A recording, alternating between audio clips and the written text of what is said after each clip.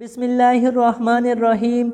ایک بزرگ نے فرمایا کہ جب کسی کی بیوی اس کی فرمان برداری نہ کرے، اس کے حقوق ادا نہ کرے اور خوش اسلوبی کے ساتھ زندگی نہ گزارے تو رب کریم نے اس کی اصلاح کے ترتیب وار 3 طریقے بتلائے ہیں۔ طلاق دینے سے پہلے ان پر عمل کرنا چاہیے۔ پہلا طریقہ، خاوند اپنی بیوی کو نرمی سے سمجھائے، اس کی غلط فہمی دور کرے۔ اگر واقعی وہ جان کر غلط روش اختیار کیے ہوئے ہے تو سمجھا بجھا کر صحیح روش اختیار کرنے کی تلقین کرے۔ اس سے کام چل گیا تو معاملہ یہی ختم ہو گیا۔ عورت ہمیشہ کے لیے گناہ سے اور مرد قلبی اذیت سے اور دونوں رنج و غم سے بچ جائیں گے۔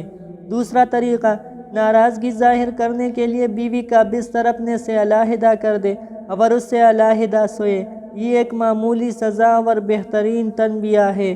اس سے عورت تنبیہ ہو گئی تو جھگڑا یہی ختم ہو جائے گا۔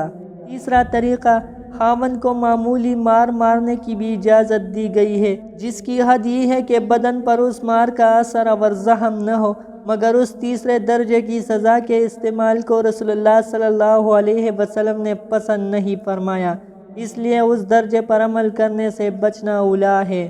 بہرحال اگر اس معمولی مار پیٹ سے بھی معاملہ درست ہو گیا، صلح و صفائی ہو گئی، تعلقات بحال ہو گئے، تب بھی مقصد حاصل ہو گیا۔